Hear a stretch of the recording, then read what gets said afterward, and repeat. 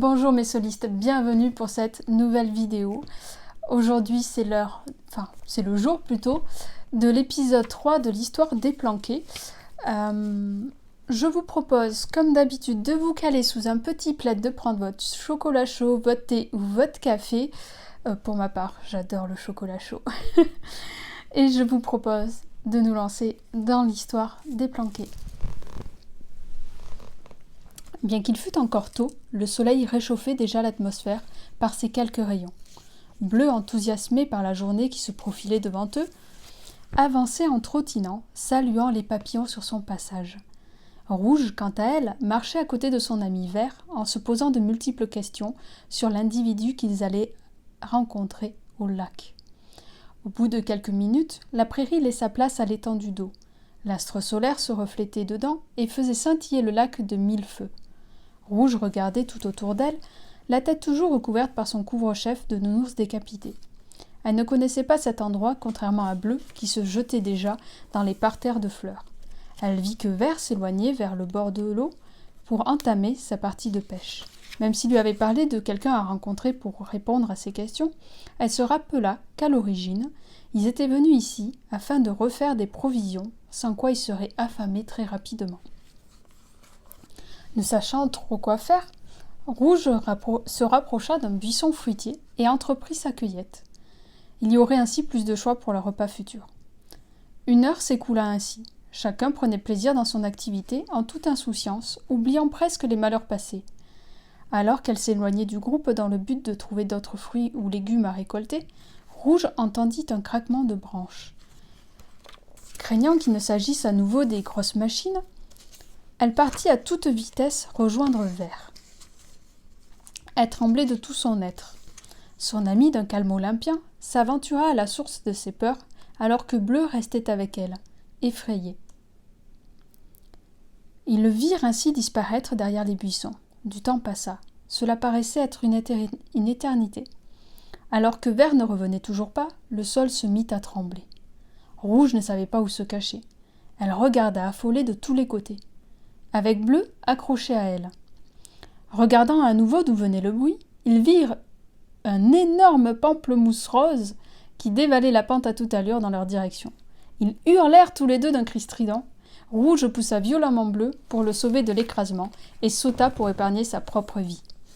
Le fruit termina sa course en un flop dans l'eau du lac. Vert arriva alors en courant, à côté d'un caméléon nonchalant dont l'œil droit partait dans tous les sens. Il aida Rouge à se relever et porta son attention sur la grume qui flottait dès lors dans le lac. Bleu se débrouilla pour se relever et partit faire un câlin au caméléon. Visiblement, ils étaient amis. Cam le caméléon, de ce que comprit Rouge à écouter Bleu le saluer, lécha le visage de la petite créature joviale. La spectatrice regardait cette scène avec une grimace de dégoût sous son masque de nounours. Pendant ce temps, Vert lançait sa ligne en direction du pamplemousse. Ce fut une réussite. L'hameçon s'accrocha dans la peau de la grume, ce qui lui permit de le ramener sur le rivage. Cam paraissait ravi. Enfin, ce fut ce que supposa Rouge, ne trouvant pas le caméléon très expressif. Elle le dévisageait, masqué par la tête de nounours. Était-ce lui, le fameux individu qui aurait peut-être les réponses à ses questions ? Alors qu'elle s'apprêtait à poser la question à Vert, celui-ci lui fit signe que non, en secouant la tête. Rouge souffla, baissa les épaules. Elle commençait à ne plus y croire. Se disant que manger lui remonterait le moral, Vert annonça le repas. Les 4 créatures s'installèrent au pied d'un arbre et dégustèrent ensemble le pamplemousse. L'amertume du fruit ne plaisait pas beaucoup à Rouge, mais comme elle avait faim, elle n'avait pas réellement le choix. Hors de question pour elle d'entamer sa cueillette. Elle comptait la garder pour la maison et la partager avec ses amis. Le soleil continua sa course dans le ciel sans que personne ne vienne à leur rencontre. Vert tapota sur l'épaule de son ami en lui expliquant que l'individu qu'il devait retrouver là avait certainement eu autre chose à faire, mais que ce n'était que partie remise. Bien évidemment, il savait que ce n'était pas là une réponse convenable pour Rouge. En effet, elle avait perdu de vue tous ses proches dans une horrible attaque et ne savait même pas s'ils étaient encore en vie. Bien sûr qu'elle espérait des réponses. Que leur était-il arrivé ? Cam partit se coucher après les avoir salués. Vert, lui, avait proposé de les suivre et de dormir chez eux, mais il avait refusé, prétextant ne pas avoir sa tétine magique. Une tétine sans laquelle il ne pouvait trouver le sommeil. Rouge l'avait regardé d'un air confus car il était très étrange. Traînant les pieds, Rouge suivit les deux planqués sur le chemin retour de la maison. Cependant, cette fois-ci, ils ne rentrèrent pas à l'intérieur.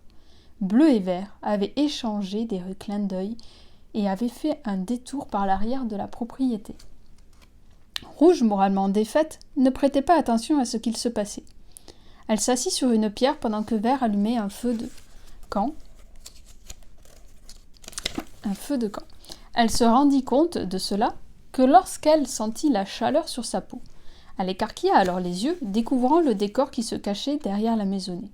3 tipis étaient montés autour du feu de camp qui crépitait alors. Rouge s'approcha des flammes afin de se réchauffer. Bleu, qui s'était éloigné, revint avec un petit sachet de chamallows.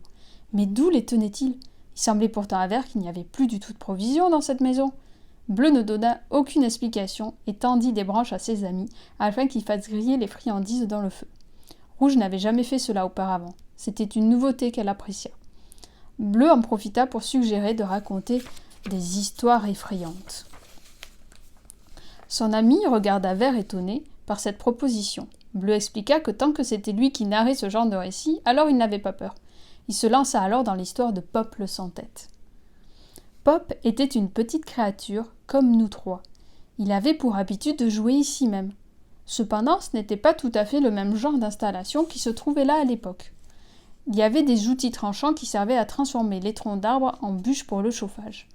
Un jour, malgré les mises en garde de sa maman, Pop partit jouer. Il courait, sautait partout, mais cette fois-ci, il trébucha. On raconte que dans sa chute, une lame très aiguisée lui a tranché la tête. Depuis ce jour, il se balade près du feu de camp en chantonnant une ritournelle à faire frissonner. Bleu conclut ainsi son histoire pendant que Vert fredonna un air horrifiant.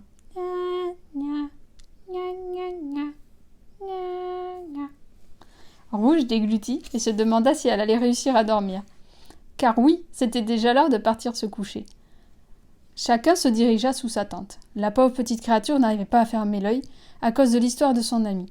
Elle se leva tout doucement et hésita un instant avant de pousser la toile de la tente de Vert. Ce dernier vint lui ouvrir en souriant et secoua la tête. Il était évident que l'histoire de Bleu allait empêcher la petite Rouge de dormir. Il avait anticipé et lui avait préparé une couchette confortable à côté de la sienne. Rouge s'excusa de sa couardise et s'installa. Les planqués réussirent à dormir malgré les craquements de branches non loin d'eux. Et voilà, c'est ainsi que se termine l'épisode 3 de l'histoire des planqués. J'espère que ça vous a plu. À noter que les viewers de Twitch n'avaient pas l'histoire de Pop le sans-tête, ils n'avaient pas eu l'histoire jusqu'à la fin. J'étais assez fatiguée quand j'ai fait ce live, c'était un live d'Halloween. Et j'étais très très très fatiguée, j'arrivais plus trop à me concentrer, donc j'avais écourté un petit peu. Donc c'est une découverte également pour eux concernant l'histoire horrifiante de Pop le sans-tête. C'est aussi pour ça que je dis que l'histoire des planqués n'est pas forcément une histoire pour les enfants. Hein. Je parle de décapitation, bien évidemment, de façon illustrée, enfin illustrée. C'est pas vraiment des gens qui perdent la tête, ou voilà, ça reste des petites créatures, ça reste rigolo, voilà. Hein, même les âmes sensibles devraient trouver leur compte. Donc j'espère que ça vous a plu. Je ne sais pas comment est le son, c'est la première vidéo avec le micro. J'espère que ça a fonctionné comme il faut. Je vous remercie une nouvelle fois pour votre visionnage et je vous souhaite de passer un excellent moment, que ce soit le matin, l'après-midi ou le soir. Je vous dis à très vite pour la suite de l'histoire des planqués. Je vous fais plein de bisous et à très vite.